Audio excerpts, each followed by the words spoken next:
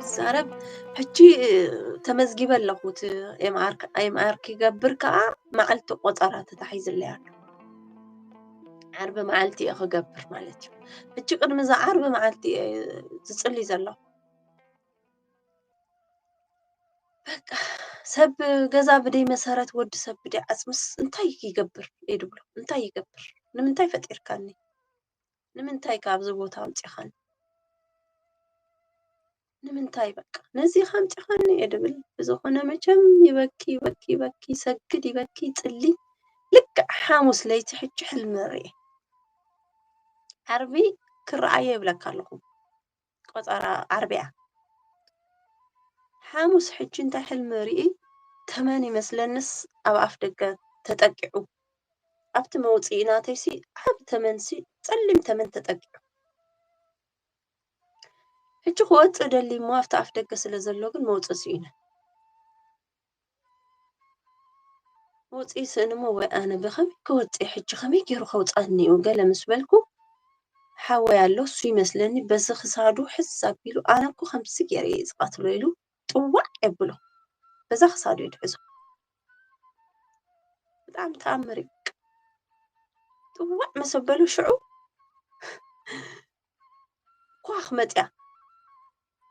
ኳኽ መፅያስ ነቲ ተመን ውሒጣቶ ነቲ ተመን ትውሕጦ እሞ ከምዚ መንደቕ ኮይኑስ ዝተቦርቦረ መንደቕ ምሻሎ ከምዚ ኣብ መንጎ መንደቕ ሕጂ ኣብ ማእኸል ምሽ ተቦርቡር ውሽጢ ይኸውን ሕጂ እታ ኳኽ ንዕኡ ውሒጣ ነቲ ተመን ናብቲ ፀልማት ተኣቱ ተረዲኻ ውሒጣቶ ናብቲ ፀልማት ኣትያ ኣነ ወፂየ ማለት እዩ ኣምላኽ ክብሪ ምስጋና ይብፅሓዮ ህያዋይ ንጉስ ብእውነት ጸሎት ማዕረኽ እንደ ይመስለካ ማዕረኽ እንደ ይወዲ ሰብ እንድሕር ደይ ተንበርኪኹ ሞይቱ ኣሎ ብደውስ ሞይቱ ኣሎ ይድብል عون صباحيتو بقى نابتم ندا محزوتي كيدا تيوم ترجم لي نتا محزا إليا شكر تودي إليا بقى ولا حنت نقر يلا لو ما أنتي حلم إليا كم تزبل القوة كيدا أبتي إم آر مساعته أتو دكتور بتعمل سنبيدو نمنتا متعيلو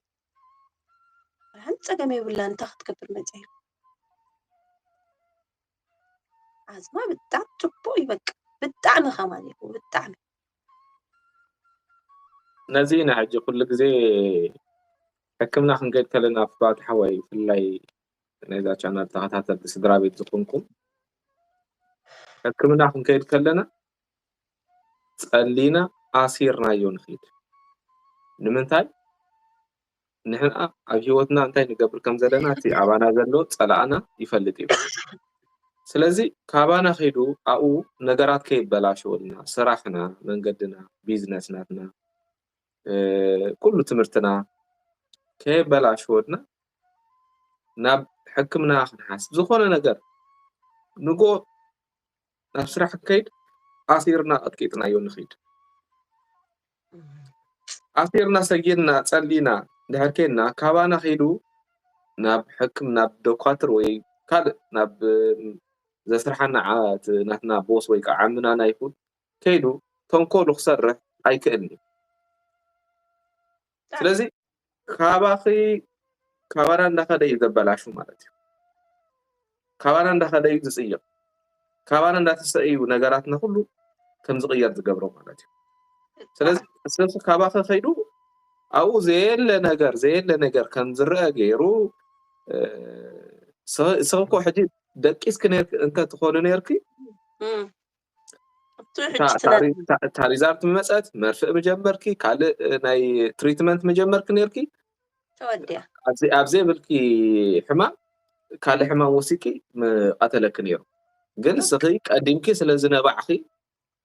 بقى سخا قدم እግዚአብሔር አበል ለخيركي ስለዚህ ተማጸንኪ ተሳዒሩ ማለት በጣም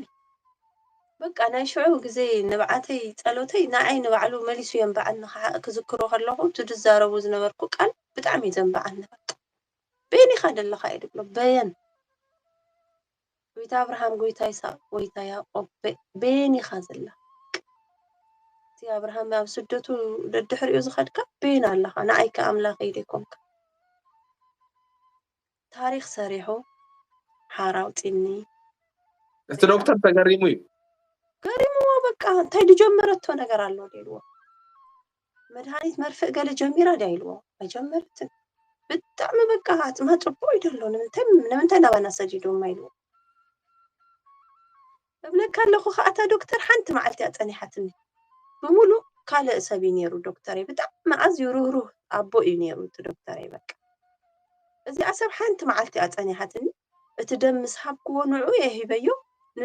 ሪዛልት ክቕበል ከለኹ ግን እሳ ኮፍ ኢላ ፀኒሓ ርእያ ይፈልጥኒ ይገርም ሕጂ ሪኢኻ ብገርሐይ ሕራ ኢለ ትቂለ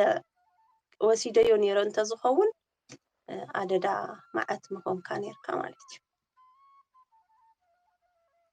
እግዚኣብሔር ብኸምዚ ምሂርኒ እንዳሃር ብጣዕሚ ተሓጊሰ መቸም ተሓጊሰ ከምዚ ዝብለካ ኩሉ ናይቲ ስድራ ቤት እቲ ቋንቋ ተሓዋዊሱ ነቲ ሓደ ይሰምዖ እቲ ሓደ ነቲ ሓምስተ ሓደ ባእሲ ገለመለ መቸም ንሱታት ከዓ ምፅዋር ሲነዮ በቃ ሕጂ እቲ ባህረይ እንታይ ኮይኑ መስለካ ድኾነ ነገር እንድሕር ድኾነ ነገር ሰሚዐ ሓንጎለይ ይጭነቕ በቃ ሕጂ ንስኻ ድኾነ ነገር ከምዚ ኮይኑ እንድሕር ኢልካኒ ከመይ ከም ዝኸውን ከመይ ንምንታይ ከም ዝኮይኑ ንምንታይ ከም ዝተገይሩ ክብል ወዮ ንስኻ እኮ ረሲዕካዮ ኣለኻ ሰላም ሓዲርካ ሰላም ውዒልካ ኣለኻ ኣነ ግን ርእሰይ ስጋ ትኮስ በቃ ይጨንቕ ኣዝዩ ርህራሄ ካብ መጠን እንዳሓለፈ ርህራሄ ኮይኑ በቃ ሕጂ እንታይ ኮይኑ መስለካ ኣመተ ጻድቕ ስን ኣመተ ጻድቕ እንዳቐተለት ተኸይዳ ባዕላ ክነግረካ ይከልኒ በቃ ከይዳ ብሙሉእ እዚ መለጋግቦይ ዝሕመኒ ገለመለ እዚ ክትብሎ ኣይትኽእልኒ ኢኻ በቃ ብጣዕሚ ጭንቀት ፍርሒ ከምዚ ብድሕረይ ገለ ሰብ ድመፅእ ኮይኑ ስማዓኒ ድቐትለኒ ይመስለኒ ንሓንሳብ ኢድክ ቁረፅዮ ይብለኒ ኢድክ እንደቁረፅዮ ቀልጢፍከ ትሞቲ ኢድክ ቁረፅ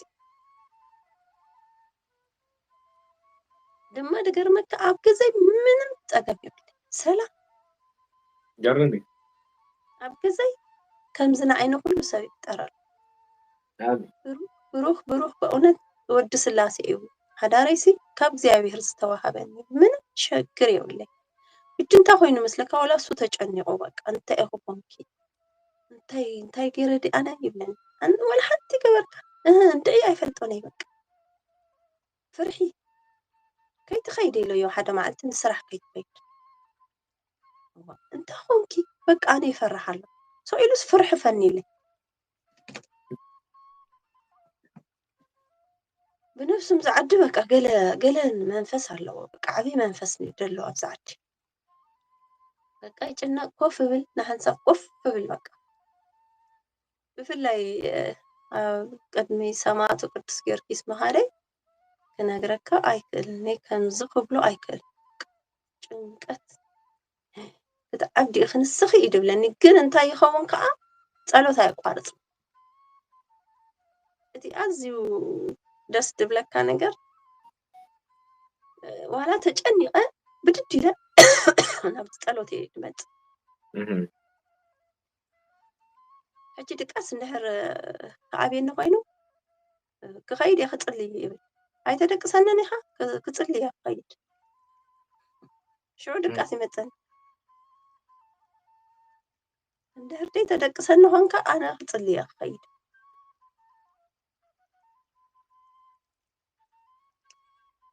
ብዝኾነ እግዚአብሔር አምላክ መቼም ሰናይ እዩ እንደምንም እንዳተቃለስና መዓልቲ ተወዲኡ ሕጂ ናይ ሰማዕቱ ቅዱስ ጊዮርጊስ ይኽመጽእ ሕጂ ናብ ሰማዕቱ ቅዱስ ጊዮርጊስ ቅድሚ ናብኡ ምባልናስ ንድሕሪት ክመልሰካ እየ ብዛዕባ መምህር ግርማ ወንድሙ የክዛረብ ዝደሊ ማለት እዩ ደረሳዕኽዎ ማለት እዩ ይቕሬታ ሕጂ እንታይ እዩ ናይ ከምቲ ዝበልክዎ ኣነ ፍረ ናይ መምህር ግርማ እየ ኩሉ ነገር ዝፈለጥኩስ ብኦም እዩ ሕጂ ናቶም ድኾነ ነገር ክሰምዕ ከለኹ ብጣዕሚ ውሽጠይ ድርበሽ ፍርሓት ስመዓኒ በቃ ይፈርሕ እየ ነይረ እና ብጣዕሚ እየ ዝከታተል ነይረ ምስ መፃኹ ኣብ ቪድዮ ማለት እዩ ቪድዮ መፂ ኣብቲ ብቪድዮ ክትሪኦ ከለኺ እዩ እዋ ኣብኡ ከለኹ ይኸይድ ስለ ዝነበርኩ ወላ ሓደ ነበረን ኣብዚ ምስ መፃኹ ግን ብቪድዮ እየ ድከታተል ነይረ ናቶም ማለት እዩ ሕጂ ብጣዕሚ እዩ በቃ ውሽጠይ ብጣዕሚ እዩ ዝርበሽ ገለ ማለት እዩ ድሓር ሓደ መዓልቲ ሓደ ወዲ ግንባሩ ምስ ሓረምዎስ ኣነ ንድንግል ማርያም ኣይፈትዋኒ ይብል እቲ መንፈስ ተላዒሉ ማለት እዩ ሕጂ በዚ ኣጋጣሚ ተዛሪበ ነይረ መስለኒ ብጣዕሚ ኣነ ውሽጠይ ድፃረፍ ፀርፊ ክገብር ኣይክእልኒ በቃ ብጣዕሚ ስድ ፀርፊ ድፃረፍ በቃ ብጣዕሚ ደፅለ ፀርፊ ብኣፍኪ ይወፅእ ነይሩ ወይስ ብሕልናኺ ሓሳብ ብሓሳብ እዩ በቃ ውሽጢ ልበይ ኮይኑ ኣነ ጸሎት እንዳገበርኩ ውሽጠይ ግን ይፃረፍ እዩ በቃ ከምኡ ዓይነት ነገር ነይሩ ዋላ ሕጂ ኸማን ኣሎ ማለት ኣይጠፍአን ደሎ ያው ጊዜኡ ኣኺሉ ክጠፊኡ ግን ይፃረፍ እዩ በቃ ድሓር ነዚ ወዲ ህርም መሰበልዎ በቃ ኣነ ኣይፈትዋኒ ይብል ንድንግል ማርያም ማለት እዩ ኣነ ኣይፈትዋኒ ምስ በለ ሕጂ ኣነ እንዳኸድኩ መፅእ ማለት እዩ ማለት ልክዕ እሱ ከምኡ ምስ በለ ኣነ ከዓ እንታይ ኮይነ ክወድቕ ደለየ ግን እንታይ ኮይነ በዓል ቤተይ ብዙሕ ናይ እንታሽሙ ስለዘይብሉ ናይ መናፍስ ነገር ብዙሕ ስለዘይርድኦ ከይስንብድ ኢለ እንድሕር ወዲቐ ከይትስንብድ ኢለ እዩ ተረዲእክስ ወይ ኣነ ተረዲእኒ ድሓር ግን ከምኡ ኢለ ስለተዛረብኩ ናብ ነብሰይ ተመሊሰ ማለት እዩ ኦልሬዲ ይኸይድ ኣለኹ ኖ ነብሰይ ልበይ ክጠፍኣንስ ይርድኣኒ ኣሎ እሱ ሕጂ ዋላ ሓንቲ ተዛረበን በቃ ንድንግል ማርያም ኣይፈትዋኒ ጥራይ ኢሉ መንፈስ እዩ ሕጂ ተባራቢሩ ማለት እዩ ኣይፈትዋኒ ኣይደልያኒ ምስ በለ ሕጂ ሪኢኻ እቲ ውሽጠይ ኮይኑ ድፃረፍ መንፈስ እዩ ማለት እዩ ድሓር ብድሕሪኡ መቸም ብጣዕሚ ይከታተሎም ነይረ ሕጂ ዝወዶም ምስ ጀመረ ማለት እዩ ንዓይ እንታይ እንታኣሽሙ ምፂለይ ከመይ ገይሩ ወዶምሲ ከመይ ገይሩ ከምኦም ዝሰርሕ እዚ ሕቶ ኣምፂለይ ማለት እዩ ማለት ብእውነት ብኦም ኢና ነብሰይ ረኺበያ ግን ከመይ ገይሩ ጥርጣረ ኣምፂለይ በቃ ማለት እዚ ክዛረብ ዝደለኹ እንታይ ብዙሓት ሰባት ከማይ ክህሉ ይኽእሉ እዮም ኢለ እየ ከመይ ገይሩ ኢለ በቃ ከመይ ገይሩ ወዶምሲ ልክዕ ከምኦምሲ ከመይ ገይሩ በቃ ዝገለ ነገር ኣለዎ ማለት እዩ ኢለ ሕጂ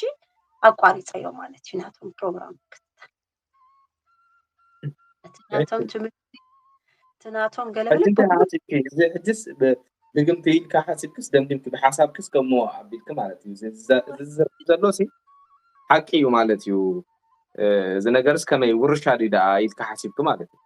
ወሕጂ ድግምቲ ገለመለ ኣይመፀለይ ናብቲ ሓንጎለይ ግደ ሓቂ ግን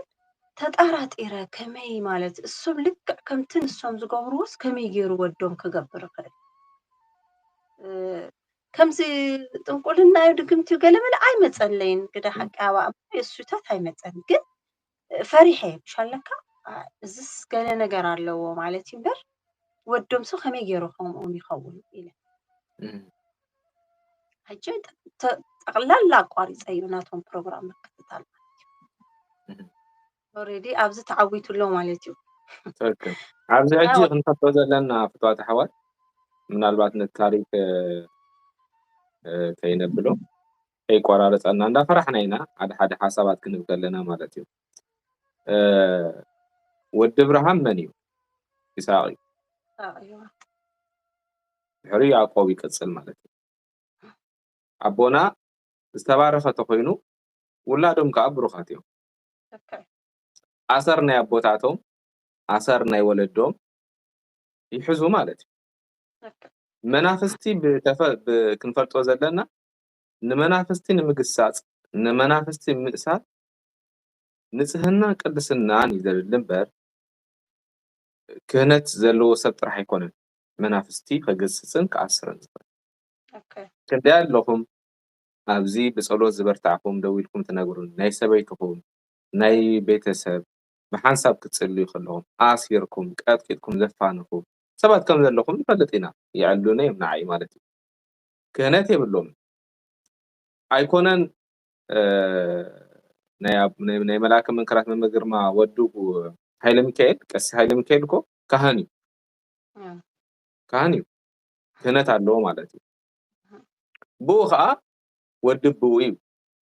ሎሚ ናይ ካህናት ደቆም እንታይ እዮም ዝገብሩ ዘለዉ ናቶም ሒዞም ዲዮም እዚ እኮ ክንፍትሽ ኣለና ንምርምር ኣለና ካህን ኮይኑ ወዱስ እንታይ እዩ ዝገብር ዘሎ ናይ ብሓቂ ነቡ ስዒቡ ድዩ እዚ እኮ ክሕተት ክኽእል ኣሎ ክኸውን ዝነበሮ ሲ ካሊእ ነይሩ ሕጂ ንሱ ፈለጋ ኣቦኡ ስለ ዝተኸተለ ስለምንታይ ናይ ኣቦኡ ነገር ጸጋስ ስለምንታይ ናብኡ ኸይዱ ክበሃል ይግብኦ ነይሩ ከምኡ ይኮነ ዝግብኦ ነይሩ ኣይግብኦን እዩ ተዘይከውን ዝገብረን ተዘይከውን ሲ ስኢሉ ፋሉል ተዝኸውን ነይሩ ምተዛረብና ነይርና ሕጂ ግን ትፈለግ ናይ ኣቦኡ ስለ ዝተኸተለ ስለምንታይ ኢሎም ይብሉ ማለት እዩ ኣነ ርኢ ኣለኹ ሓደ ካህን ክልተ ካህናት ብዛዕባ ክዛረቡ ማለት ኢንተርቪው ገይሮም ማለት እዩ ስዋ መልሲ ክንበሉ ኢና ንግዚኡ ክንሓድጎ ኢና ግን መልሲ ክንቦም ኢና ደቆም ኣበለዎ መጀመርያ ማለት እዩ ደቅና ንሕና ካህናት ከም ካህናት መጠን ትናሃና ተዋሂብና ዘሎ ብስነ ስርዓት ነው ኣዕቢና እዮም ዲና ናትና ፈለግ ተኸትሎ እዚ ክንሓትት ክንክእል ኣለና እምበር ስለምንታይ ቀሲስ ሃይለ ሚካኤል ወዲ መልአከ መንክራት መምህር ግርማ ንምንታይ ኣጋንንት ገሲጹ ኢልና ክንግረም የብልና ኣጋንንት መንግስታት መጀመርያ ኢልና ክርስቶስ ኣጋንንት ስለ ዝተኣዘዝልኩም ሰዓይት ተሓገሱ ኢልና በቃ እሱ እኮ ነገር ዝነዓና ንሕና ኮይና ኢና እምበር ዓብ ነገር እውን ኮይኑ ኣይኮነን እዚ ክንዲ ዝኸዛርበና ይግባእ ነይሩ ሓደ ሰብ ዝስግድ ብቕንዕና ብንጽህና ዝመላለስ ተኮይኑ ኣጋንንቲ ፈርሕዎን ይቅጥቀጡን እዮም ምክንያቱም እቲ ምስኡ ዘሎ እዮም ንዑ ዘይኮነ እቲ ምስኡ ዘሎ መን ከም ዝኾነ ስለ ዝፈልጡ ይእዘዝዎ ከዓ ተመንን ይቕሬታ ተመንን እንቅርቤትን ክትረግፁ ኢኹም ተባሂልና ኮይና ኣይኮነን እዚ ቀሊል ነገር እዩ ማለት እዩ ሰብ ብንጽህና እንድሕር ተመላሊሱ ኣጋንንቲ ይእዘዝዎ ይንቅጥቀጡ እዮም ኣይኮነን ስልጣን ክህነት ዘለዎ ማለት እዩ እሞ ከዓ ናይ ኣምልኮ ህይወት ዘለዎ ኣቦ ማለት እዩ ካህን ማለት እዩ ስለዚ ሕጂ ግን ሪኸት እቲ መንፈስ ተጠቂሙሉ ማለት እዩ እዚ ነገር ሲ በቃ ኣሰጋጊሮሞ ከዓ ሕጂ ከዓ ናብኦም ሲ ገለስ ከምኡ ከም ትሓስቢ ገይርኪ ሕጂ እንታይ ድዩ ኣባህላይ ከምዚ ክትብሎ ፀናሕካ ማንም ሰብ ብመንፈሳዊ እንድሕር በርቲዑ ኩሉ ሰብ ኣጋንንቱ ክግስጽ ይኽእል ክዓስር ይኽእል እዩ ክግስጽ ይኽእል እዩ ከንበርክኽ ይኽእል ንሕና ኢድና ንጎይታ ጥራይ መሃብ ካባና ኢድና ናብ ላዕሊ እንድሕር አንቃዓሪራስ ንጸላኢና ዘይንረግፀሉ ምክንያት የለን ግን እንታይ እዩ ኩሉ ሰብ ከማይ ድሓስብ ሲ ናቱ ሓሳብ ኣይኮን ተረዲኸኒ ሕጂ ኣቦና መምህር ግርማስ ብዙሕ ነገር እዩ ኣጋጢሙ ኣብ ሂወቶም ሕጂ ይጋለጥ ስለ ዘሎ እቲ ኣጋንንቲ ሕሰቦ ንዓና ስጋብ ቅዱስ ቁርባን ንኽንቀርብ ድገበሩና ኣቦ እዮም ማዕረ ክንደይ ሓይሊ ብሎ ራእይ ኣብዚ ሕጂስ እዚ ሓሳብ እዚ ናይ ብዙሓት ኣሕዋተይ ከም ዝኾነ ተረዲኸኒ ድገርመካ ልክዕ ከም ናተይካ ልክዕ ወዲ ሓትነይ ከዓ ከምኡ ሓሲቡ እቲ ኣዝዩ ዝገርመካ እቲ መንፈስ ዋላ ሓደ ንምዃኑ እሱ ንባዕሉ ኣቐዲመ ተዛሪበ ነይረ ሓፍቱ ካብ ኤርትራ መፂኣ ኣባ ግርማ እቲ መንፈስ ተታሒዙላ ብድሕሪኡ እያ ተመርዐያ መርዓ ዝተመርዓወት ብድሕሪ እቲ መንፈስ እዩ ተረዲኸኒ መንፈስ ምትሓዙ ማለት እዩ እዚ ወዲ ሓትነይ ሓዋ ንዓኣ እዩ ኣብዚ ዝቕመጥ ኣብ ዝቐረባ ግዜ ኢና ኸማን የዕሊልና ማለት ምስ በዓልቲ ቤትዋ ዕሊልናስ ብጣዕሚ ገሪምዋ በቃ ወዳሕትና ልክዕ ከማኺ እኮ ሓሲቡ ኢላትኒ ወመተፃድቕ ሓፍትያንስ ገሪምኒ ልክዕ በቃ ሓደ ዓይነት ሓሲብኩም ሕጂ እቲ መንፈስ ንምዃኑ እዩ ያው ሓደ ስለ ዝኾነም ግድን ሓደ ክሕስበና ማለት እዩ ሕጂ እንታይ እዩ ብኸምዚ ምኽንያት ካብ ኣቦይ ወፅየ ማለት እዩ ኣነ ማለት ያው ወፂኻ ኣይኮንካን ግን ያው ንቑሩብ ግዜ ካብኦም ፈሊኒ ማለት እዩ ናይ ብዙሓት ሰባት ሓሳብ ስለ ዝኾነ ከዓ እዛ ሓሳብ እዚ ኣልዒለዮ ስለምንታይ ኣብ ብዙሕ ሰብ ኣእምሮ ከምዚ ዓይነት ክመፅእ ስለ ዝኽእል ነዚኣ እየ ክዛረብ ደልየ ካልእ ብዛዕባ ኣቡና ኣረጋዊ ጻድቁ ኣቡና ኣረጋዊ ዝረሳዕኽዎ ነገር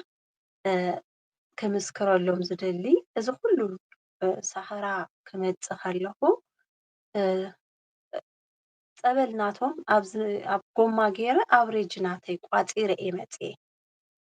ሕጂ ክፍ ክንብግስ ከለና ንድሕሪት መሊሰ ይቅርታ ግበርለይ ኣሕዋተይ ንምንታይ ምስክርነት ክህብ ስለ ዘለኒ እየ ልክዕ ኣብ ድኾነት ማኪና ክንድይብ ከለና እንደምንም ትጥግዕ ኢለ ኣቐዲመ በታ ኢደየ ንእሽተይ ቁንጥር ኣቢለ ድሕዝ ካብቲ ፀበል ኣቐዲመ ፈቲሐ ካብ ውሽጢ ከይወፃና ከለና ክትብገሱ ኢኹም ክንበሃል ከለና ንእሽተይ እየ ድሕዝ ካብቲ ፀበል ሽዑ ናብቲ ማኪና ንብገሰላ ማኪና ጎማ ይኹን ናብታ ማኪና ናብታ ድጣዕመትኒ ኣነ ዝተፀጋዕኩላ ነቲ ፀበል ብትን የብሎ ረዲኻኒ ናብቲ ንመፀሉ ነገር ከምታ ድጣዕመትኒ ኣብ ጎማ ድዩ ምስ ደየብና ድዩ ኣብ ድኾነ መቸም ነቲ ናይ ኣምና ኣረጋዊ ፀበል ነታ ነደየብናያ ነገር ይገብረላ ማለት እዩ ነቲ ፀበል ማለት እዩ መቸም እግዚኣብሔር ይመስገን ከዓ ያው ንድሕሪት ስለ ዝመለስኩኹም ይቕረበሉለይ ግን ግድን ኣቡና ጻድቁ ኣቡና ኣረጋዊ ምስክርነት ረሲዐ ስለ ብሰላም ከዓ ያው ወፂና ኢና ማለት እዩ ኩሉ ተዛሪበ እየ ነታ ፀበል ጥራይ ስለ ዝረሳዕኩ ሕጂ ናብ ሰማዕቱ ቅዱስ ጊዮርጊስ ክንመፅ ኢና ማለት እዩ ናብቲ ድኸዱ ግዜ ሕጂ ናይ ሰማዕቱ ቅዱስ ጊዮርጊስ እቲ ኣዝዩ ዝገርም ነገር ኣነ ብዙሕ ሽሙ ኣይፅዋዕን እየ ብዙሕ ግዜ ናብ ውሽጠይሽስ ሽሙ ኣይመፀለይ ሰማዕቱ ቅዱስ ጊዮርጊስ ብዙሕ ሓቂ ክዛረብ ማለት እዩ ድሓር ቅድሚ ምብጋሰይ ብሕልመይ እንታይ ይርኢ ኣብ ሰማያት ኮይኑ ይስማዓኒ ናይ መልኣኩ ቅዱስ ገብርኤልን ናይ ሰማዕቱ ቅዱስ ጊዮርጊስን ስእሊ ኣድህኖይ ርኢ እና ከይሓስብዎ ከለኹ ማለት እዩ ሕጂ ስእሎም ብሓንሳብ ጠጠው ኢሉ ግን ኣብ ሰማያት እዩ ድመስለኒ ስእሎም የርእዮ ሕጂ ብዙሕ ግዜ ብዙሕ ሕልምታት ስለ ዝርኢ ንዋላ ሓደ ሰብ ኣይተዛረብኩን ስቕ ኢለ ማለት እዩ ድሓር ናይ ሰማዕቱ ቅዱስ ጊዮርጊስ እዚ ናይ ቋራ በርሜል ቅዱስ ጊዮርጊስ ብኸመይ ኣብ ሞባይለይ መፅኡ ኣይፈልጥን ንምንታይ ተበልካኒ እቲ ፀበል ዝወፀ 2015 እዩ ኣነ ዝኩሉ ግዜ ርእዮ ኣይፈልጥን ሕጂ ርኢኻ እታ መዓልቲ ክትውዳእ ከላ ማለት እዩ ከዓ ስለ ኣድሕኖ ናቱን ናይ መልኣኩ ቅዱስ ገብርኤልን ርኢ ኣለኹ ኣነ ግን ፈፂመ ብዙሕ ኣያስተባሃልኩሉን ንሱ ምስቲ ስእሊ ገለ ድሓር እዩ ኸማን ተዘኪሩኒ እምበር ኣያስተባሃልኩሉ ሕጂ እንታይ ኮይኑ ክከታተል ጀሚረ በቃ መዓልታዊ ምስክርነት ሰምዕ ገለመለ ሽዑ በቃ ብጣዕሚ እየ ዝበኪ ነይረ እቲ ኣዝዩ ዝገርም ነገር እንታይ ብል ነይረ ሰማዕቱ ቅዱስ ጊዮርጊስ ሰማዕቱ የበርሜል ንጉስ አባቴ ለእኛም ቤት ድረስ ይብል ነይረ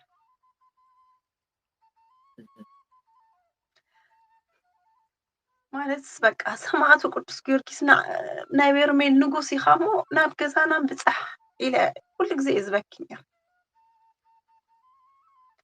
በቃ ቀፃሊ እየ ዝበኪ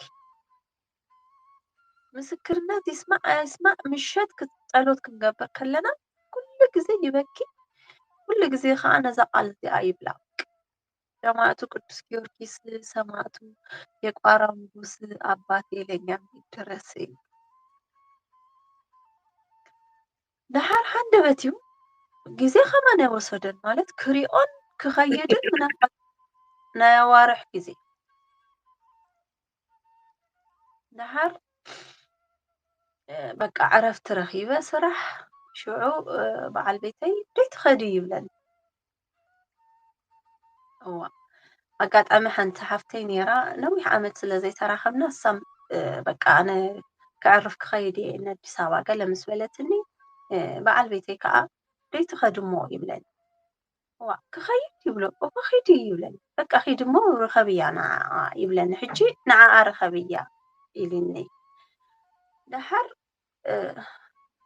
ድሓር እንታይ ይብላነ እዋ እንድሕር ክኸይድ ኮይነ እሞ በቃ ጊዮርጊስ ክኸይድ ሰማዕቱ ቅዱስ ጊዮርጊስ ክኸይድ ኪዲ ይብለኒ ሕጂ ኪዲ ይብለኒ ኪዲ ዓሪፍ ክትመጪ ኪዲ ፀበልካ ተጠሚቅ ክትመጪ ሕጂ እቲ ቦታ ብጣዕሚ ነዊሕ እዩ ማለት ካብ ኣዲስ ኣበባ ማለት እዩ ያው ሕጂ ዘነ ኣሕዋተይ ምስ ደወልኩለን ተሓንቲ ሓፍተይ እየ ዝድውለላ ማለት እዩ ምስ ነገርኩዋ እዋያ መተፃድቕ ርሑቕ እኳ እዩ ገለ ትብለኒ ሕጂ ርሑቕ እኳ ምስ በለትኒ በቃ ድመፀ ይምፃእ ይብላ ድመፀ ይምፃእ በቃ ዋላ ሞት ይኹን ይምፃእ በቃ ዋላ ሓንቲ ፀገም የለን ክኸይድ እየ ገለ ኢለየ ሽዑ በቃ ትኬት ታቁረፃለይ ይብለን ትኬት የቁርፃለይ ወዳ ኸማን በቃ ምሳይ የኺድ ይብላ በይነይ ካብ ድኸይድ ምሳይ የኺድ ይብላ ሕራይ ትብለኒ ማለት ንብገስ ማለት እዩ ካብዚ ኣነ ይኸይድ ክልተ መዓልቲ ሓዲረ ናይ ቅድሚ ምኻደይ እምበር እንታይ ይኸውን ያው ኣጋንንት መቸም ናቱ ነገር እንዲደዳልወልካ እዛ ሓፍተይ እዚኣ መናፍቕ ኮይና ዝበልኩ ሓፍተይ ነዊሕ ግዜ ኣይተራኸብናን ነርና ያው እቲ ቋንቋኻ ስለ ዝተሓዋወስ በቃ ኣይረኽበንን እየ ነይረ ስቕ ኢለ እየ ነይረ ግን ያው ምኻደይ ስለ ዝነበረ ግድን ክዛረብ ስለ ዘለኒ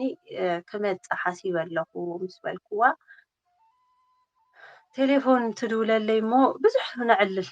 ያው ነዊሕ ስለ ዝገበርና ከይተራኸብና ብጣዕሚ ብዙሕ ንዕልል ብዙሕ ምስ ዕለልና ሕጂ ደይተፀበኽዎ ነገር ትነግረኒ ብጣዕሚ በቃ ኣይትፀበኽዎን ከምዚ ገዛኣ ካርያ ካብ ገዛኣ ወፂኣ ገለመለ ሕጂ ኣነ እዚታት ኣይተፀበኹ ኢኻ ኣጋንንቲ በቲ እቲ ትደልዮ ገይሩላ ምሽ ነይሩ መሊሱ ኻ በብቑርም እንዳገበረ ከዓ እቲ ድገበሮ ከዓ ኣሕዲግዋ ማለት እዩ ኣብቲ ገዛ ከይትነብር ትወፅያ ካብቲ ገዛ ወፅያ ሕጂ ኣብ ካርያ ትወፅያ ሕጂ ተረዲእኻኒ እቲ ገንዘብ ዝተማቐለቶ ተወዲኡስ በቃ ኣብ ሽግር ኣትያ ማለት እዩ ኢኻ ካብቲ ሃይማኖታ ኣውፂዋ እቲ ዝሃባ ከዓ በብሓደ ገይሩ ወሲድዎ እሺ ሕጂ ኣነ ብጣዕሚ ኣይተፀበኽዎን ነይረ ነዚ በቃ ሓንጎለይ ተደፊኑ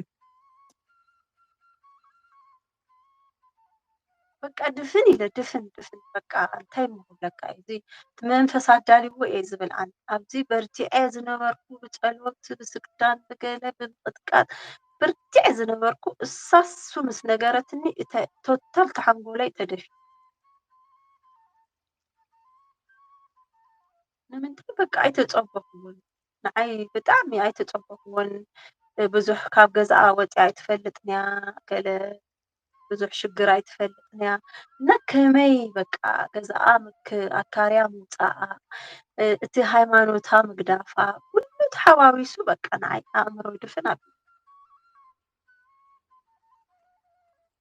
ዝኾነ መቸም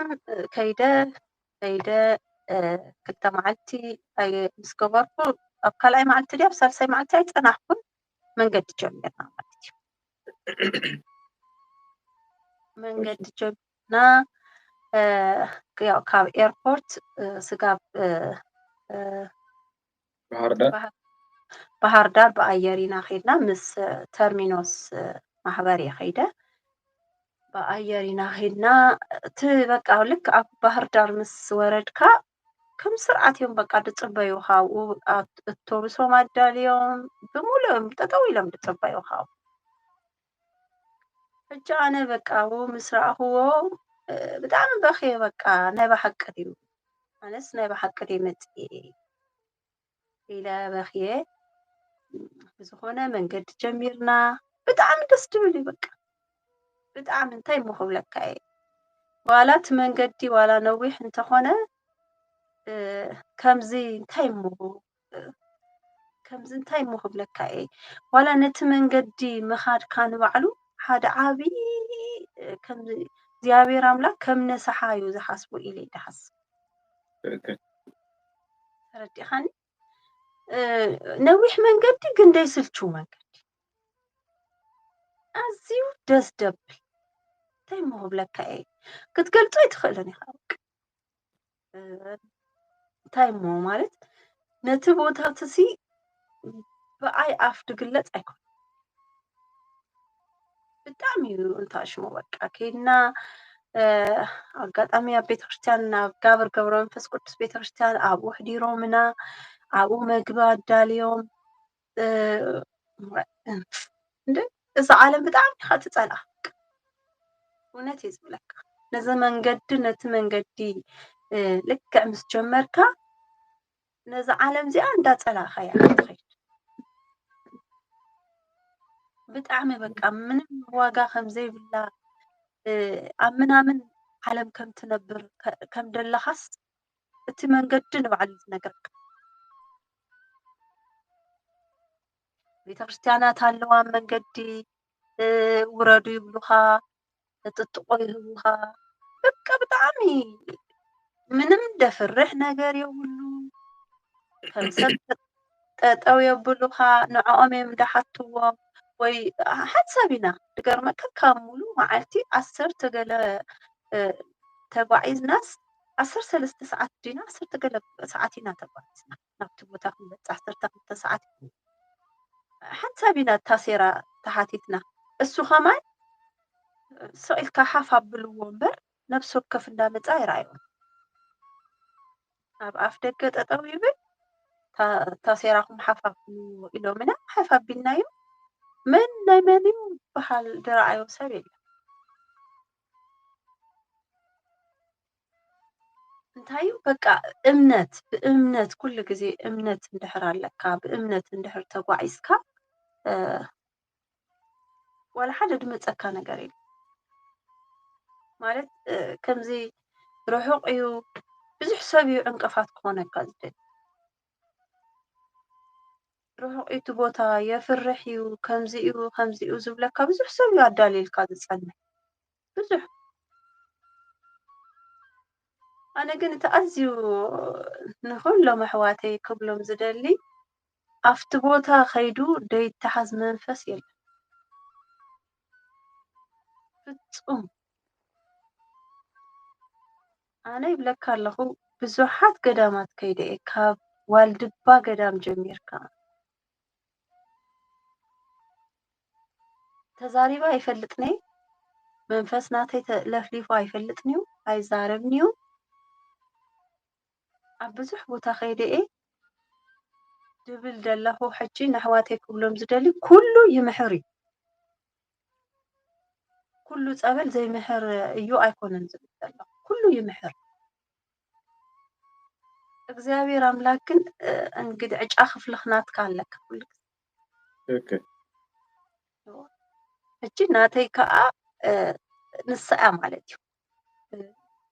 ብበዝሒ ሰብ ከዓ ኣነ ብዙሕ እየ ድከታተል ብዙሕ እየ ድሰምዕ ኣብኡ ከይዱ ደይተሓዝ መንፈስ የለን እቲ ብጣዕሚ ዝግርም ነገር በዓል ቤተይ ብዙሕ ኣይድቅስኒ በቃ ብጣዕሚ ደቂሱ እንተተባሃለ 2 ሰዓት እምበር ኣይድቅስኒ ድቃስ ኣይድቅስኒ ንነዊሕ ዓመታት ድቃስ ኣይድቅስኒ ንሕና ዓርቢ መዓልቲ ናብኡ እንዳኸድና እሱ 8 ሰዓት ደቂሱ ገዙ ኣነ ይኸይድ ኣለኹ ራእይ ንሱ ካብዚ ደቂሱ ሕጂ ስርሑ ካብ ሽዑ ይጀምር ልክዕ ኣብ መንገዲ እዩ ስርሑ ትጅምር በቃ ናብኡ ኸይልካ ምስ ተበገስካ ሓደ እንታይ ኮይኑ ይስማዓኒ እቲ መንገዲ ንባዕሉ ንዓኻስ እግዚኣብሔር ኣምላክ ከም ነሳሓ ይቆፅረልካ ከምዚ እንታይ እሞ ከም ሱባኤ ክብለካ ከም ነሳሓ ክብለካ ብጣዕሚ በቃ ድቁፀረልካ ብዙሕ ኣነ ብዙሕ ይሰምዕ እየ ኸማ መዓልታዊ እዩ ድሰምዕ ከምዚ ከም እንታይ እሞ ክብለካ ከም ወልፊ እዩ ንዓይ በቃ ካብ ብዙሕ የሕዋት ድሰምዕ ኣብ መንገዲ ከለዉ እዩ ምሕረት ድጅምር በቃ ኣብ መንገዲ ከለኻ እዩ ምሕረት ድጅምር እግዚአብሔር ይመስገን ከድና ዋላ ሓደ ዘጋጠመና ነገር የለን ብሰላም በፂሕና ኣብኡ ምስ ኣተኻ ከዓ እንታይ ከምዚ ገነት ከይትብሎ ኣብ ምድሪ እዩ ደሎ ኣብ መሬት ዝተዋህበና ግን ካብ መሬት ዘይኮነ እየ ኣነ ድማ ፀበል ኣብ መሬት እዩ ዘሎ ካብ ምድሪ ውሽጢ ኢኻ ድወፅእ ግን ኣብ መሬት ኮይኑ በቃ ስልጣን ናይ ሰማይ ድግለፆ በእውነት እዩ ዝብለካ ንኣና ኣዝዩ ዘይግባእ ናይ ስላሴ ፀጋ ዝግለፀሉ እንታይ እሞ ናይ ሰማይ ሂወት ዝግለፀሉ በቃ ኣብ መሬት ኮይኑስ ኣብ መሬት ዘይኮነ ክብል የድድ ኣዝዩ ፀጥ ዝበለ እዩ ሰባት ኣለዉ ግን ፀጥ ዝበለ በቃ ፀጥ ብጣዕሚ ዘፍርሕ ምስ ሰብ ኣይትራኸብ መስመር የለን ተደዋዊልካ ትዛረቦ ሰብ የለን ሽዑ እንታይ እዩ ነፍስኻ በቃ ወዲ ሰብሲ ከመይ እሞ ክብለካ ንስግኡ ደይኮነስ ንነፍሱ ክነብር ከም ዘለዎ ዝነግረካ ቦታ ከምሳሌኻ እምበር ንጉሰይ ከምሳሌኻ ከም ሓጢአተይ ኣይኮነን ምሕረት ዝረክብ